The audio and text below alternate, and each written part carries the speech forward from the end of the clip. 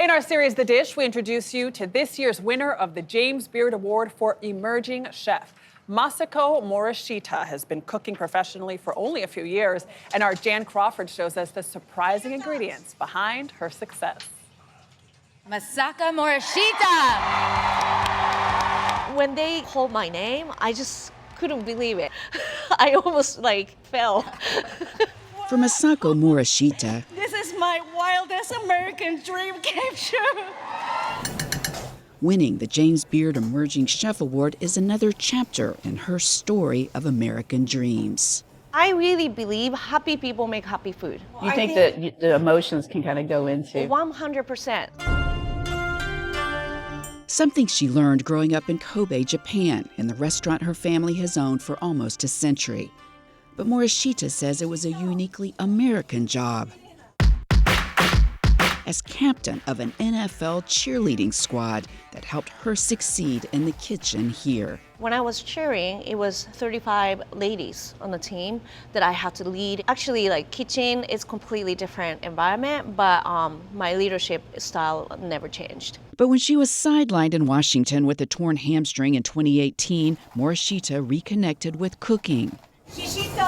Working as a chef at a wine bar and opening pop-up restaurants before becoming the first Japanese woman to lead the kitchen at Perry's, a sushi institution in the nation's capital. This is part of what you call Japanese comfort food. With a modern twist. With a modern twist. Yes. Here, she focuses on the kind of food she grew up eating back home. I really hope my food transfer all the people back to my parents' house. So you want them to feel like yes, it's part of being part of your family. Exactly. This is the trick, right? She showed me the trick to her signature dumplings. Dumpling is the first thing I learned from my mom, probably when I was 2-3 years old. One of many dishes she serves as a sophisticated spin on a childhood favorite, like udon carbonara. A little bit of powdered kombu tea. So we actually use that as a secret ingredient. Ah. So you told us your secret. Yeah. That kind of fusion cooking is a lot like her own life, with her wildly different and daring experiences all coming together, like studying abroad in the U.S. as a teenager. Did you get homesick? No. Not at all? Zero.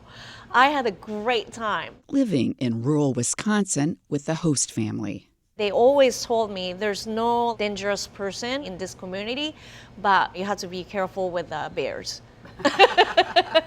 To fit in an American high school, Morishita tried out to be a cheerleader. I thought they were so cool, but we don't have it in Japan. The coaches were like, okay, she can't really dance. So they actually offered me, do you want to start with a mascot? A mascot, yes. Okay. But soon she made the squad.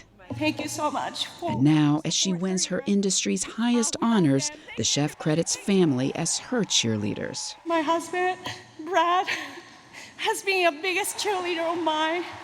He's crying right now. And Morishita gets emotional when she thinks about her parents' sacrifice at their own restaurant, which was destroyed in the 1995 earthquake in Kobe. My family barn restaurant actually burned down.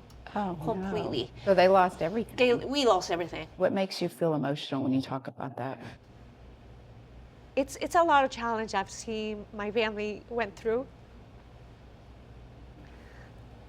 So for me to make them proud is very important. That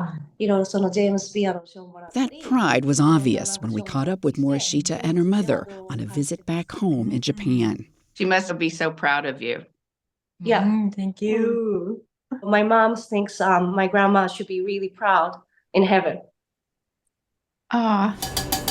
And for this chef whose family inspires her food, that may be the review that matters most. I just want to keep making Japanese moms proud. Including your own. Yes. Yes. This time with so many others cheering her on. For CBS Mornings, I'm Jan Crawford in Washington. I love that. Reinventing yourself. I know. And Nate, his mouth is watering over here looking at those noodles. Oh, I love noodles. It's my favorite dish.